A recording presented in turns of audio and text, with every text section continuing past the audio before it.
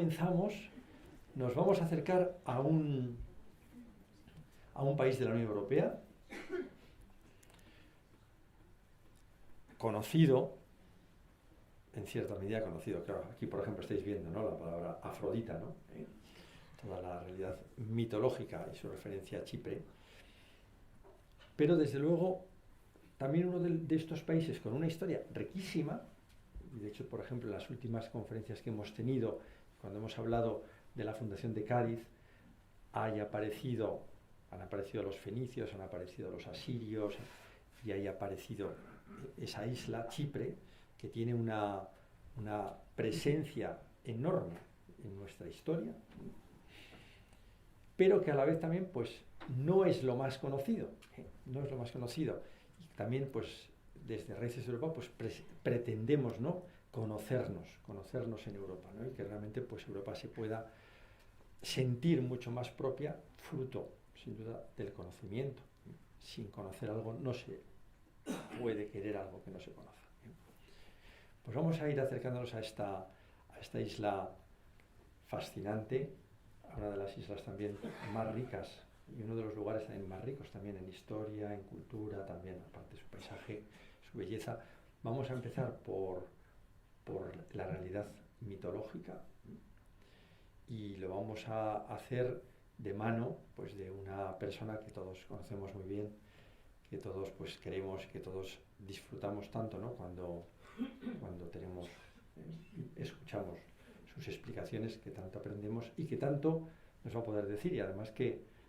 también conoce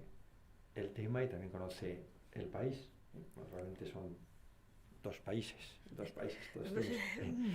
Bueno, hablaremos de ello.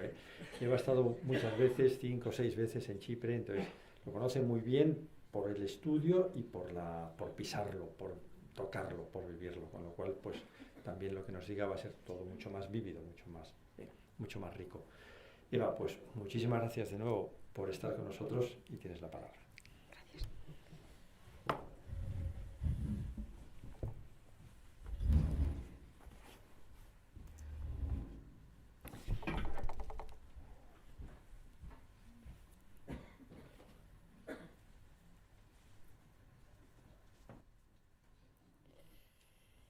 Buenas tardes a todos. Asegura la leyenda que en el origen de todo solo existían Urano, el cielo, y Gea, la tierra. Y que al principio de los tiempos, o antes incluso de que hubiera tiempo, Urano y Gea se unieron, se entrelazaron en un inmenso abrazo y comenzaron a engendrar criaturas. Algunas de esas criaturas eran monstruosas. Urano y Gea, el cielo y la tierra, fueron los padres de los hecatónquiros, de los gigantes de los 100 brazos como Viareo. Fueron también los progenitores, nació de su abrazo al inicio de los tiempos la raza de los cíclopes, esos inmensos gigantes que tenían un solo ojo en el centro de la frente. Pero de la unión entre Urano y Gea, entre el cielo y la tierra, nació también la primera generación de los dioses, la raza de los titanes, entre los que destacaba el más pequeño de todos, que tenía el nombre de Cronos. Asegura también la tradición que después de siglos, de milenios, de una eternidad de abrazos y de haber concebido a decenas y decenas de vástagos, Gea, la tierra, estaba agotada del extenuante y eterno abrazo de Urano, el cielo, y que quería librarse de él. Sin embargo, no había manera de conseguir que el cielo terminara de envolver, de rodear y de abarcar a toda la tierra. Así que Gea pidió ayuda a sus hijos, los titanes, para que le libraran del abrazo de su esposo, el cielo. Ninguno de los titanes quiso alzar la mano contra su padre Urano, salvo el más pequeño de todos, Cronos, que sí que aceptó ayudar a su madre. Armado con una hoz de oro que le había entregado Gea, Urano cortó los genitales de su padre, se los segó de cuajo y los lanzó al mar para poner fin al ya casi eterno abrazo entre el cielo y la tierra, entre Urano y Gea. Los genitales de Urano cayeron desde la morada de los dioses hasta la tierra, levantaron un enorme estruendo al caer golpeando el mar, y de la espuma que levantaron las partes nobles del cielo de Urano al chocar con el mar, nació la más hermosa de todas las divinidades de la mitología griega, la diosa Afrodita, que surgió desnuda y perfecta de la espuma del mar, levantado por los genitales de su padre, por llamarlo de alguna manera, Urano. Se cuenta también que Cronos arrojó la hoz de oro que le había dado su madre Gea y que esa hoz se convirtió al arraigar en el mar en la isla de Corfú y que ahí está desde entonces en el mar que separa Grecia de la península itálica. Cuando Afrodita nació de la espuma del mar, desnuda y perfecta, el dios del viento Céfiro, el dios del viento del oeste, el dios del más amable de los vientos, que fertiliza y que refresca sin enfriar, la empujó suavemente con su soplido hacia la tierra para que las horas, las estaciones, la vistieran y la adornaran con riquísimos mantos. Asegura también la tradición que el lugar del nacimiento de Afrodita, que el lugar de este feliz acontecimiento, bueno, para Urano no tanto, pero para el resto de las divinidades, sin duda, de uno de los más felices acontecimientos de la mitología clásica, fue el suroeste de las costas de la isla de Chipre. Supuestamente habría sido aquí, en la zona que tienen marcada en la diapositiva, en la costa suroccidental de la isla de Chipre, donde la diosa Afrodita habría nacido de la espuma del mar y habría sido recibida por las horas al llegar a tierra. Es más, los chipriotas han localizado incluso en la costa de la isla el lugar preciso de ese acontecimiento, que serían estas bellísimas rocas que ven junto a la orilla, que reciben el nombre en Chipre de Petra Turromiu, en referencia a un general bizantino que habría luchado contra los sarracenos, contra los musulmanes, y como les digo, aseguran los chipriotas que este que ven ustedes aquí fue el lugar del nacimiento de Afrodita, que la diosa puso por primera vez su pie divino sobre la tierra que rodea a estas playas, y que si uno nada o es capaz de nadar alrededor de las rocas sin desfallecer, es capaz de rejuvenecer y de recuperar años de vida. Lo cierto es que la vinculación de Afrodita con la isla de Chipre es antiquísima. Tenemos la certeza de que Afrodita ya era adorada en la isla de Chipre en la Edad de Bronce, en época micénica y probablemente en época minoica. Sabemos que los chipriotas no se referían a ella como Afrodita ni como Astarté, el nombre que le daban los cananeos, los habitantes de la zona de Siria-Palestina, sino que se referían a la diosa del amor y la fertilidad como Guanasa, la señora. Y sabemos también que desde comienzos del segundo milenio antes de Cristo, incluso desde finales del tercer milenio antes de Cristo, desde época calcolítica, desde la edad de cobre, ya en la isla de Chipre hay un especial culto a la fertilidad que se manifiesta a través de estos ídolos cruciformes que podrían ser el antecedente al antiquísimo culto a la diosa Afrodita. Estos ídolos cruciformes, típicos de la isla de Chipre, característicos desde la época del Calcolítico, desde la edad de cobre, desde finales del tercer milenio antes de Cristo y comienzos del segundo milenio antes de Cristo, aparentemente parecen representar una figura masculina, sedente y adornada en una imagen como de espejo muy curiosa por una representación en miniatura del propio idolito, que la ven que lleva colgada al cuello. Sin embargo, en realidad, estos ídolos cruciformes, como les digo, típicos de la época calcolítica en Chipre, representan algún tipo de divinidad o de culto relacionado con la fertilidad. Si se fijan en las piernas del ídolo, que están abiertas por este extraño corte, las piernas podrían representar la vulva femenina, podrían representar el órgano sexual femenino, y si se fijan en la parte superior del ídolo, en la parte del extraño y alargado cuello que tiene, y en esa parte tan rara y esquemática que tiene de la cabeza, estamos delante de una representación esquematizada del órgano sexual masculino. Y, por tanto, este ídolo cruciforme sería una forma muy interesante y relativamente frecuente en las culturas de la antigüedad de representar la fertilidad mediante la unión de lo masculino y de lo femenino, mediante la unión del órgano masculino representado por la cabeza y el cuello de la estatua y del órgano femenino representado por los pies de la misma.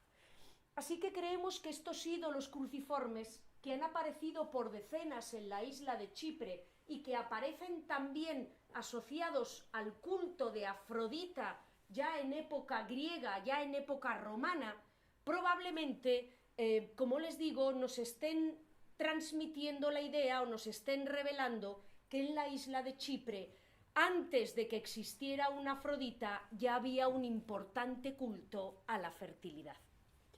Decirles también que estos ídolos cruciformes de Chipre son tan típicos de la isla y para los chipriotas tan simbólicos, tan representativos de su país, que decoran la cara de los euros chipriotas. Las monedas de 2 euros y de 1 euro de la isla de Chipre están adornadas con este curioso idolito cruciforme de época calcolítica. Bien,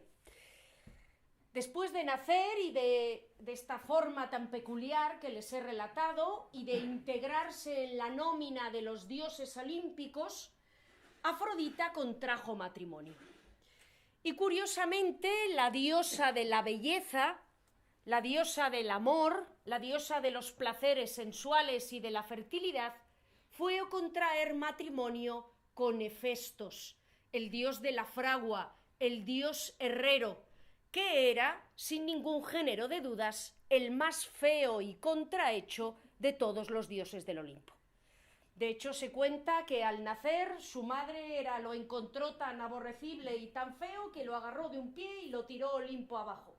lo cual hizo que el pobre Hefesto, que ya había nacido feo, al caer rodando del Olimpo, romperse las piernas, los brazos y la cabeza, pues acabara siendo todavía más horroroso de lo que ya era de nacimiento. Lo cierto es que hay expertos que creen que esta unión entre Afrodita y Hefesto,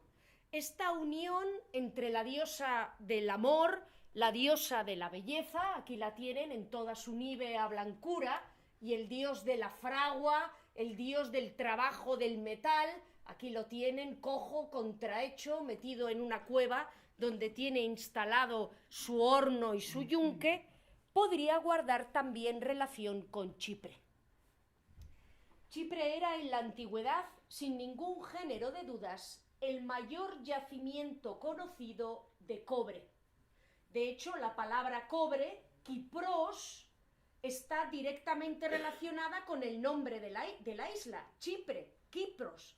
y probablemente no se sabe si el nombre del metal proviene del nombre de la isla o el nombre de la isla proviene del nombre del metal. Lo que es seguro es que Chipre y cobre tienen la misma raíz y proceden de la misma palabra, en honor a las gigantescas minas de cobre que había en la isla, que eran esenciales para la economía en el Calcolítico, la Edad de Bronce, en el Calcolítico, la Edad de Cobre, y en la Edad de Bronce, un metal que, como saben, se obtiene de la aleación del cobre y del estaño, minas que eran esenciales para la economía y para el funcionamiento de las sociedades antiguas y que eran el origen de la riqueza de la isla. Así que se cree que tal vez Afrodita simbolice la feracidad, la fertilidad del suelo de la isla de Chipre, no solo en lo que se refiere a las vegetaciones o a los rebaños, sino también a los metales preciosos que la tierra de la isla albergaba en su seno, y Hefesto simboliza, el dios de la fragua, el trabajo de ese mismo metal, de ese mismo cobre que se obtenía en la isla de Chipre. Bien, el matrimonio entre la diosa de la belleza y el más feo de todos los dioses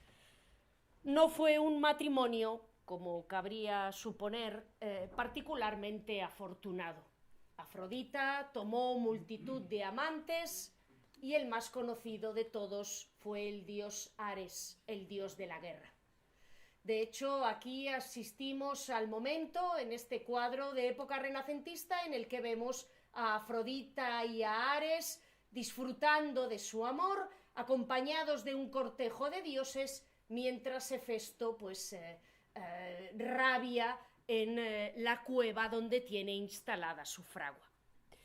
Lo cierto es que Hefesto se cansó de que Afrodita lo engañara a la vista de todos con Ares, el dios de la guerra, y urdió un plan. Hefesto, el más hábil de todos los artesanos del metal, realizó en su fragua una finísima red hecha de duro metal. La encajó en la parte superior del lecho de Afrodita y la dejó allí colocada para que al más mínimo movimiento, a la más mínima vibración, la red cayera. Se fue a esconder y efectivamente, cuando entraron Afrodita y Ares a la habitación de la diosa a disfrutar de los placeres de su adúltera pasión y se tendieron en el lecho, la red se desprendió, cayó sobre los dos amantes y los dejó atrapados en una cárcel de la que no se podían liberar. A continuación, llegó Hefesto, contempló a los dos amantes en el pecaminoso lecho, abrió la puerta e hizo desfilar delante de Afrodita y de Ares, entrelazados, atrapados por la red, a todas las divinidades del Olimpo para que los contemplaran en esa indecorosa postura. Cuenta la leyenda que Afrodita, cuando ya por fin pudo liberarse de la cárcel, de la red en la que le había atrapado su marido, no particularmente afectada por el suceso, se refugió en su isla de Chipre, donde las horas la bañaron, la perfumaron, la cubrieron de joyas y la adornaron, y pudo reposar de la verdad es que al parecer pequeño disgusto que se había tomado por esta celada, por esta trampa que le había tendido su marido. Y en la isla de Chipre, pues para solaz de turistas, también enseñan una fuente, esta que ven ustedes aquí, donde dicen que Afrodita se bañó después de que Hefesto le pillara y todos los dioses contemplaran su adulterio. Y aseguran en Chipre que esta fuente no solo otorga a quien se bañe belleza, juventud y todas las gracias de Afrodita, sino que restituye la virginidad. ¿De acuerdo? Y que cada vez que uno se baña, si lo considera esto puede considerarse de utilidad, pues sale de la fuente con la virginidad recuperada. Bien. La isla de Chipre, profundamente vinculada a Afrodita, pues albergaba una casta de reyes, una estirpe de monarcas y unos habitantes que rendían culto especial a la diosa. ¿De acuerdo? Chipre era donde vivía Afrodita, Chipre era donde había nacido Afrodita, donde iba a recuperarse de sus lances amorosos y por tanto era un lugar donde aseguran las leyendas que la divinidad recibía un culto especial. Y así, protagonista de una de las leyendas más famosas de las Metamorfosis de Ovidio, sería un rey de Chipre llamado Pigmalión, que habría sido además un fiel devoto de Afrodita. Nos cuenta Ovidio en sus Metamorfosis que este rey de Chipre, llamado Pigmalión, ofendido por los vicios que en muy gran número la naturaleza dio al alma femenina, vivía soltero y sin esposa, y durante largo tiempo careció de compañera de lecho, ¿de acuerdo? Porque no encontraba ninguna mujer que fuera lo bastante hermosa y lo bastante virtuosa, y a todas le parecía que estaban cuajadas de vicios y de defectos.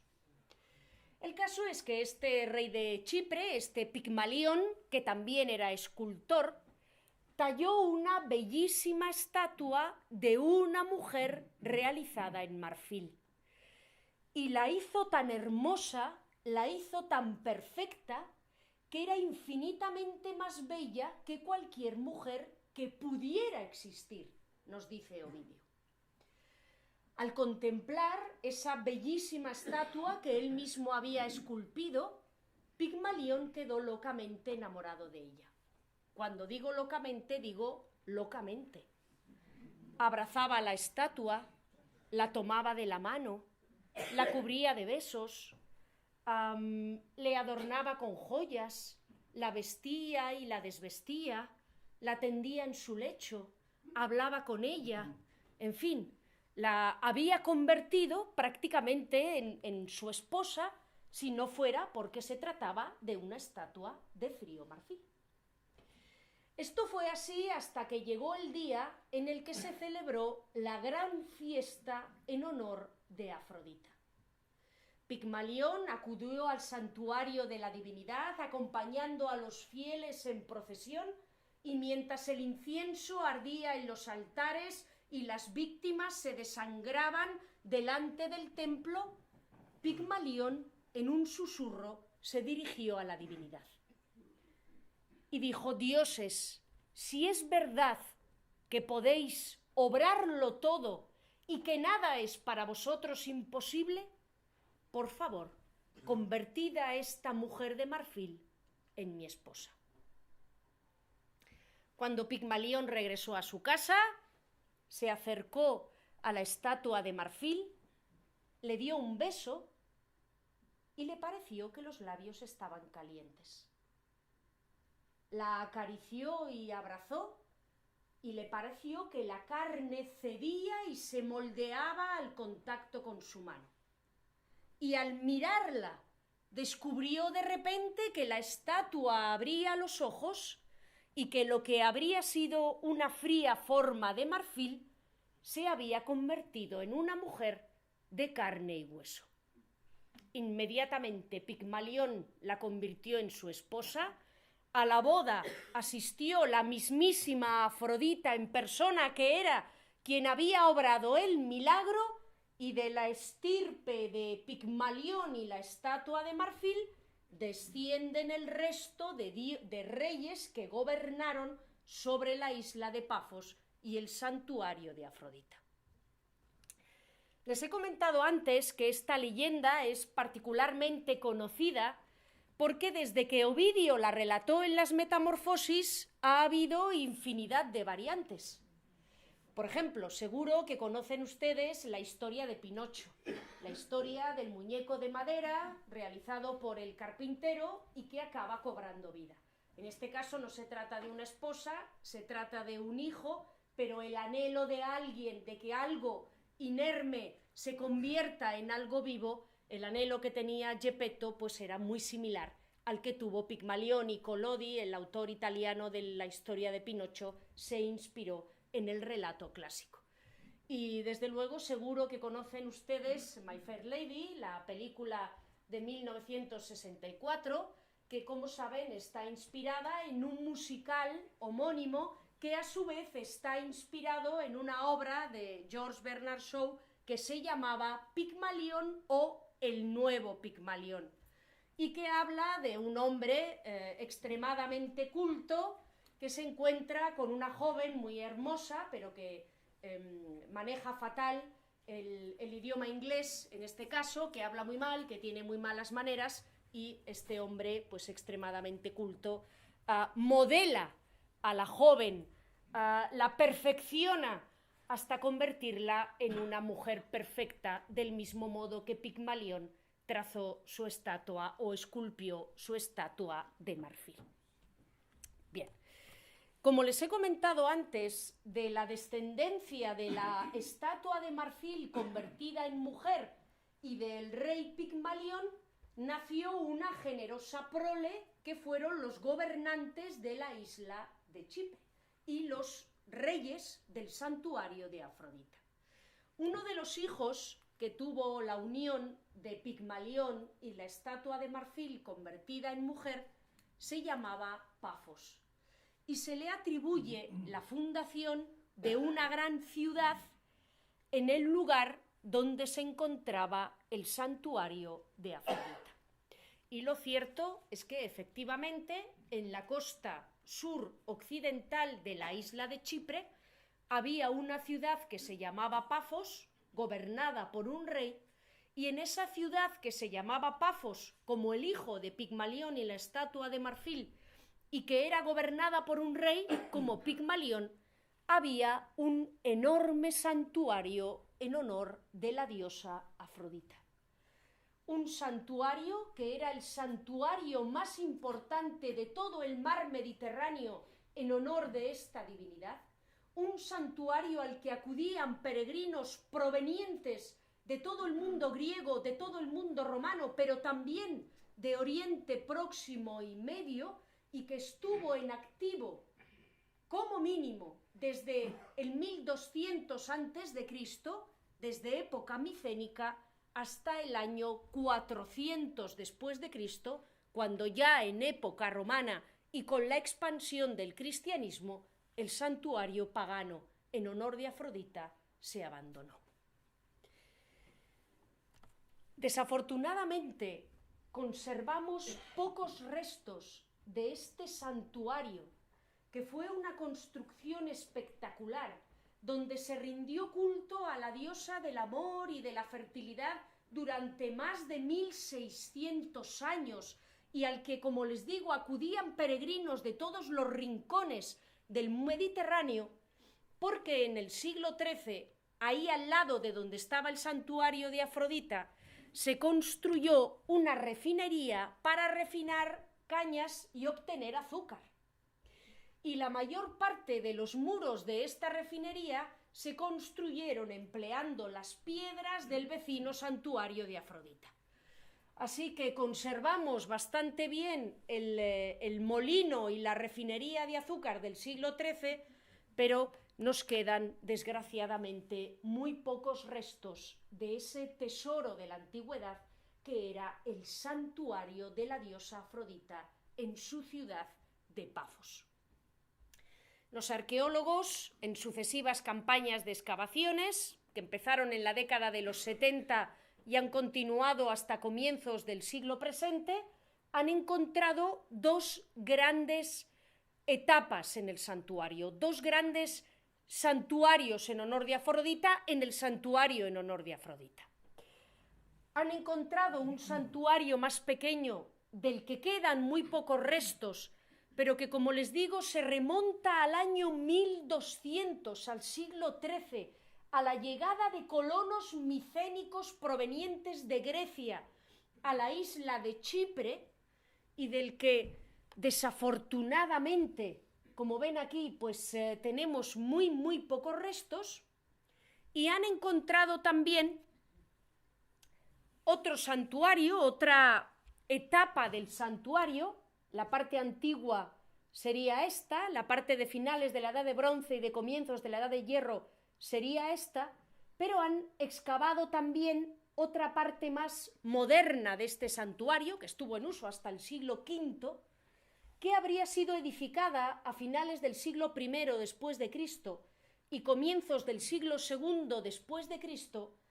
porque un terremoto a comienzos de la década de los 70 destruyó el edificio anterior. ¿De acuerdo? El santuario de la Edad de Bronce fue destruido por un terremoto a finales del siglo I después de Cristo y hubo que reconstruir el santuario levantando una sucesión de edificios mucho más grande, mucho más magnífica, como se correspondía con la época del Alto Imperio Romano y con un santuario que también recibía adoración por parte de los emperadores romanos. Chipre en este momento era una provincia del imperio. Este segundo santuario, del que quedan más restos, es lo que están ustedes contemplando aquí. Tendríamos en la parte meridional del santuario, en la parte sur, un enorme pórtico, ¿de acuerdo? Una enorme estructura porticada. En la parte central tendríamos un patio abierto, ya vamos a hablar de este patio, ¿de acuerdo? Un gran patio abierto, y en la parte septentrional, al norte, en esta zona de aquí, habría una plataforma con otra zona probablemente porticada. Aquí tienen los monumentales, espectaculares sillares de esta parte porticada del sur, ¿de acuerdo? En el centro estaría esa plaza descubierta y al otro lado se encontraría la plataforma con el otro pórtico. Como les digo, apenas conservamos elementos de la arquitectura, de la construcción de estos edificios tan importantes para el culto de Afrodita durante gran parte de la antigüedad. Quedan algunos restos de época micénica, como estos cuernos de consagración. Deben imaginar el otro cuerno en la parte derecha de la diapositiva, algunos restos de tambores, de columnas dóricas, etcétera, etcétera, que nos remiten a un edificio que, como les digo, fue construido originariamente en época micénica, con un estilo que podría remitir a los palacios y a las grandes construcciones de Micenas, pero también de la isla de Creta, y que luego fue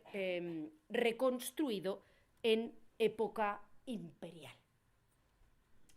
Sin embargo, este santuario en honor de la diosa Afrodita en Pafos, donde había vivido su rey Pigmalión y muy cerca de donde la diosa había nacido del mar, tenía un elemento cargado de misterio que extrañaba incluso a los romanos. Aquí tienen un texto de Tácito, redactado a finales del siglo I después de Cristo, donde nos habla de una visita de Tito, el futuro emperador Tito, al santuario de Afrodita en Pafos. Mientras Tito, antes de convertirse en emperador, estaba en Chipre, fue poseído por el deseo de visitar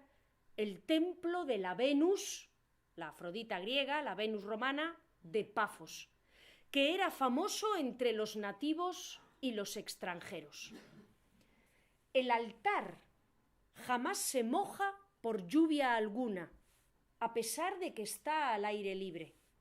Y la representación de la diosa, cómo se honraba a Afrodita en el santuario más importante de la divinidad de todo el mar Mediterráneo.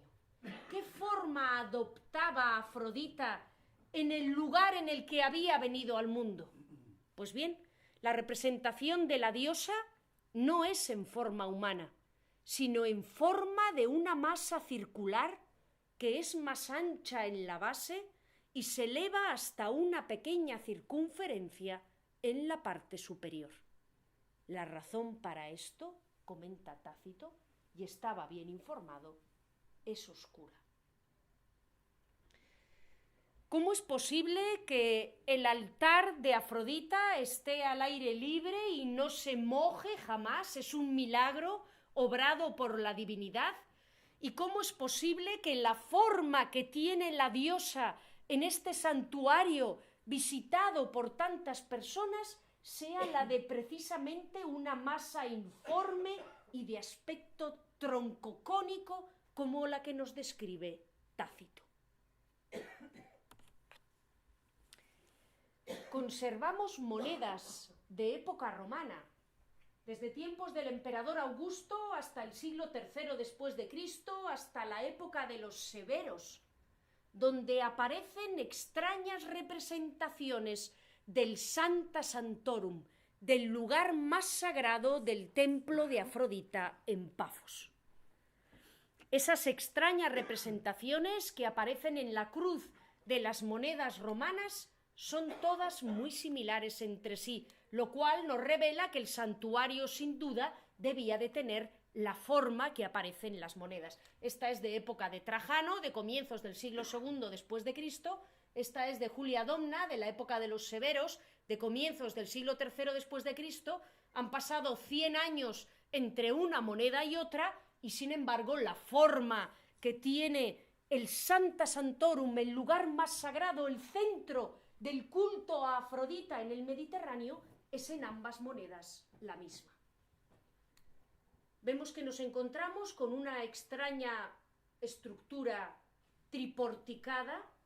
dividida en 3 partes. La vemos más fácil en esta, o más representada, menos esquemática, con más detalles, en la moneda de Julia Domna. Vemos que tenemos una especie de recinto vallado, de recinto porticado, que da acceso a una plataforma sobre la que se levanta una estructura con 3 pórticos, donde podría haber pebeteros, quemadores de incienso, como los que nos describe Ovidio en el Milagro de Pigmalión, y en el centro, como imagen de culto de la diosa, como imagen de la Afrodita, nos encontramos una especie de cono, una extraña forma piramidal que no se parece en nada a la bella diosa que nos reproducen las narraciones mitológicas. Y es que en este santuario tan cercano a Siria y Palestina, en esta isla de Chipre, donde probablemente ya se adoraba a Afrodita en forma de Huanasa, en forma de la señora, en época calcolítica, en este lugar donde había un culto a una diosa del amor y de la fertilidad antes de que surgiera siquiera el culto a Afrodita, la estatua que representaba a la diosa tenía la forma que ven ustedes aquí, la forma de un betilo, la forma de una piedra negra, la forma de una piedra negra y cónica que reproduce el color, la suavidad, la informidad de la tierra roja y de la sangre negra, que son el origen de la vida y de la fertilidad. Aquí Afrodita no está representada como una mujer hermosa, sino que está representada de una forma infinitamente más esquemática, pero también infinitamente más simbólica, aludiendo no a la belleza, sino al carácter de diosa telúrica, de diosa tónica, de diosa de la tierra, de la sangre, de la fertilidad. Y lo cierto es que el betilo hallado en el templo, pues tienen ustedes delante la imagen del témenos, la imagen del santuario de Afrodita que contempló Tito y que aparece en las monedas y que ha sido hallada en Pafos en el templo de la diosa. Lo cierto es que esta extraña y un poco perturbadora imagen de culto, este extraño betilo,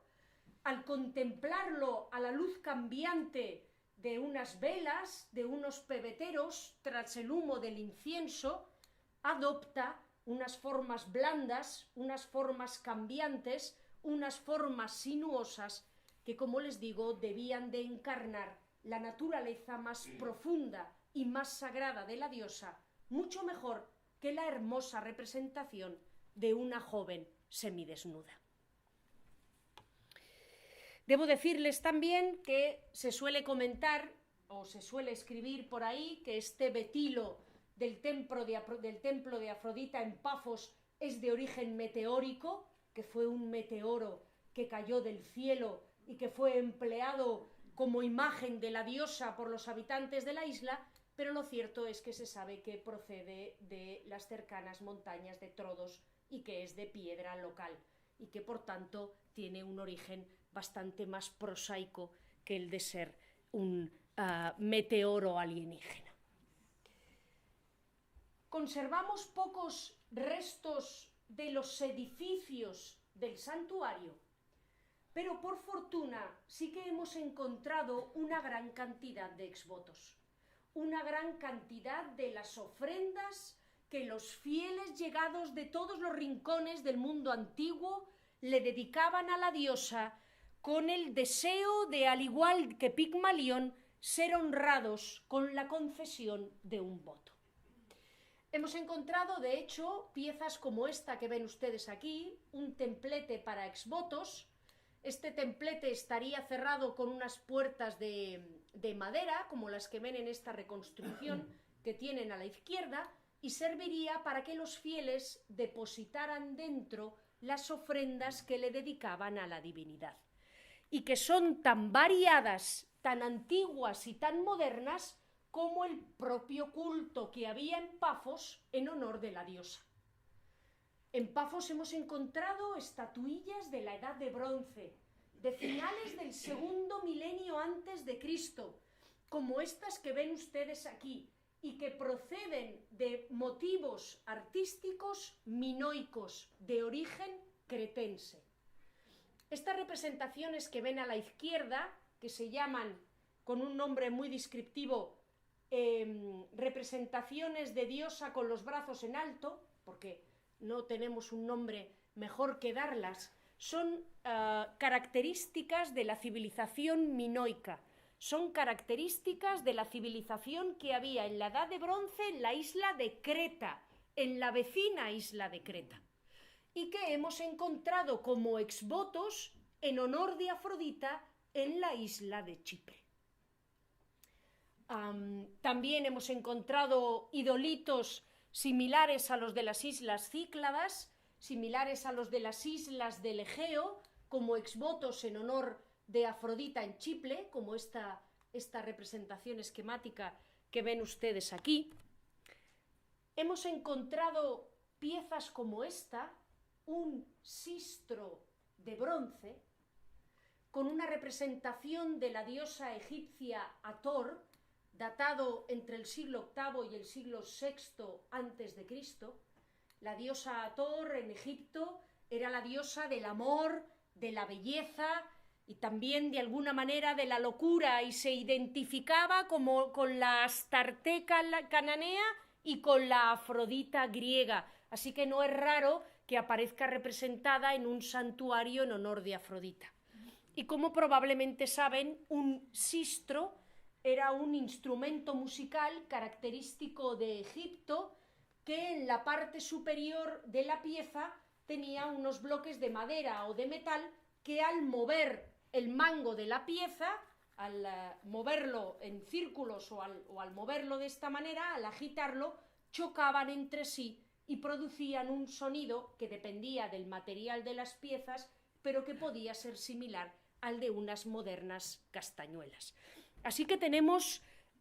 exvotos relacionados con la cultura minoica, con la cultura de la isla de Creta, tenemos exvotos relacionados con la cultura egipcia, con la cultura del vecino Valle del Nilo, que, como les digo, nos revelan que los devotos que acudían al santuario provenían de todos los rincones y de todas las culturas del Mediterráneo. Naturalmente, también tenemos exvotos de época griega, de época helenística y de época romana. Una maravillosa cabeza de niño tallada en mármol, o esta pieza que ven aquí, que les he tenido que ampliar porque es muy pequeñita, pero que es un marfil de bronce sobredorado que está decorado con cabezas de toro en 3 de sus partes y que tiene una labra un detalle de orfebrería absolutamente espectacular. Bien, este culto en honor de Afrodita, este inmenso santuario que recibía exvotos de todos los lugares y visitantes de todas las regiones del Mediterráneo y que estuvo activo durante 1600 años, estaba dirigido por los reyes de Pafos. Los reyes de la ciudad-estado de Pafos, donde se encontraba el santuario, no solo gobernaban su ciudad-estado, sino que también ejercían como sumos sacerdotes del santuario. Esta práctica, el hecho de ser los sumos sacerdotes del santuario de Afrodita, se la atribuían los griegos, su invención, se la atribuían los griegos a cierto personaje llamado Cíniras, que habría provenido de la zona de Fenicia, de la ciudad de Biblos, y que habría contraído matrimonio con una hija de Pigmalión y la estatua de marfil, convirtiéndose por matrimonio en uno de los reyes de Pafos. Este Cíniras, nos asegura la mitología griega, habría sido contemporáneo de la guerra de Troya, pero siendo un adorador de Afrodita y un amante de la paz, de la belleza y de la fertilidad, no había querido participar en el conflicto, no había querido unirse a la guerra de Troya. Sin embargo, cuando se presentaron en Chipre, cuando se presentaron en Pafos, unos embajadores encabezados por el mismísimo Ulises, que le decían a Cíniras, el rey de Pafos, que tenía que unirse al bando griego en la guerra de Troya y que tenía que participar en la contienda, pues Cíniras no encontró la manera de negarse y les prometió que iba a aportar 50 barcos a la guerra de Troya. Cuando llegó el momento de botar las naves, se descubrió que uno de los barcos estaba realizado en madera, pero que los otros 49 estaban hechos de tierra. Y que en el momento de contactar con el agua del mar, pues los 49 barcos restantes, pues como pueden fácilmente suponer, demostraron no ser aptos para la navegación, se disolvieron y el bueno de Cíniras pues consiguió enviar un único barco a la guerra de Troya, quedar bien delante de los aqueos y no empeñar a su reino en la sangrienta guerra que puso fin a la edad de bronce de la antigüedad. A Cíniras, o más bien a sus hijas, les atribuyen también el origen de una de las prácticas más conocidas del santuario de Afrodita en Pafos, la práctica de la prostitución sagrada. Asegura la leyenda que las hijas de Cíniras se habían negado a adorar a la diosa Afrodita como correspondía, incluso habían dudado de la divinidad de la diosa Afrodita y que Afrodita les había castigado obligándolas a unirse a cualquier extranjero que pasara por la ciudad de Pafos, que siendo Chipre una isla comercial particularmente transitada y el santuario de Afrodita uno de los más visitados del Mediterráneo, pues no debían de ser precisamente pocos. Comenta además la tradición que estas hijas de Cíniras, obligadas a practicar la prostitución sagrada en el santuario de Afrodita, se ajaron y se avejentaron y se quedaron con rasgos tan duros, tan endurecidos, tan castigados por ese duro trabajo, que acabaron convirtiéndose en un duro pedernal todas ellas. El caso es que sabemos, por distintos testimonios que hemos ido recopilando desde los autores clásicos hasta las actas de San Bernabé, redactadas en el siglo V después de Cristo, más o menos cómo funcionaba el culto a Afrodita en su santuario de Pafos. Sabemos que debían de realizarse baños rituales, algo característico en el culto en la civilización minoica, por ejemplo, pero también en las culturas de Oriente Próximo. Sabemos que debían de usarse aceites perfumados que tal vez se vertían sobre el betilo que encarnaba a la diosa como una manera de rendirle culto, ¿de acuerdo? Es posible que este betilo troncocónico adoptara formas todavía más sinuosas cuando los aceites perfumados caían sobre él y hacían brillar su superficie. Sabemos, como en tantos templos, que se quemaba incienso en honor de la divinidad. Sabemos también, como les digo, que se practicaba la prostitución ritual. Sabemos que a los iniciados en el culto a la diosa se les entregaban falos de arcilla y una pizquita, un puñadito de sal. El falo de arcilla probablemente hacía referencia al carácter vinculado a la fertilidad de la diosa, y el puñado de sal debía de hacer referencia al origen marino de Afrodita, al hecho de que había nacido de la espuma del mar, pero parece que estos iniciados utilizaban el puñadito de sal que se les había entregado como adeptos al culto de Afrodita para pagar a las mujeres que ejercían la prostitución sagrada en el templo. Y cuando estas mujeres recibían el puñadito de sal, ya habían cumplido su voto a Afrodita y pues podían abandonar el lugar. Como saben, la prostitución sagrada no obligaba a estas mujeres a quedarse allí toda la vida, sino que simplemente era entregar a Afrodita pues una de estas prácticas. Sabemos también, nos mencionan algunos autores clásicos, que en el santuario había un oráculo o se practicaba algún tipo de adivinación oracular, como en Delfos o como en otros santuarios del Mediterráneo, aunque no podemos describir con total exactitud cómo debía de ser ese oráculo, porque tenemos referencias muy oscuras. Y por último, sabemos por Ovidio, pero también por Estrabón, que una vez al año, en honor de la diosa Afrodita, en el santuario de Pafos, se celebraba una gran procesión que llegaba hasta el santuario o salía del santuario, quién sabe si en dirección a otro templo. En esta procesión nos comenta Estrabón, bastante escandalizado, que no solo participaban de la procesión hombres o mujeres, sino que la procesión en honor de Afrodita en Pafos la integraban hombres y mujeres juntos, lo que era origen de un gran escándalo y de bastante admiración, como les digo, por parte de Estrabón, que escribe en el siglo I antes de Cristo y que comenta con cierto estupor, pues fíjate, en este culto pues van los hombres y las mujeres juntos en la procesión. Esta procesión, que como les digo, no sabemos si llegaba al santuario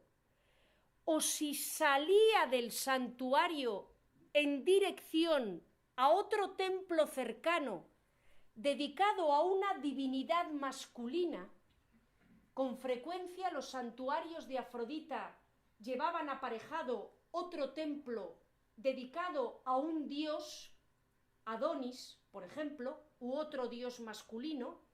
y la procesión que unía los dos santuarios simbolizaba la hierogamia, el matrimonio sagrado entre la diosa y el dios, y hacía referencia al carácter de fertilidad que tenía el culto de Afrodita.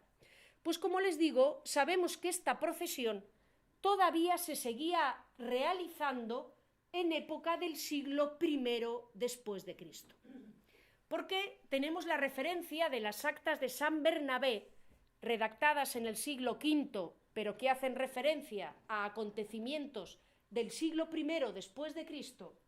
que nos comentan que San Bernabé,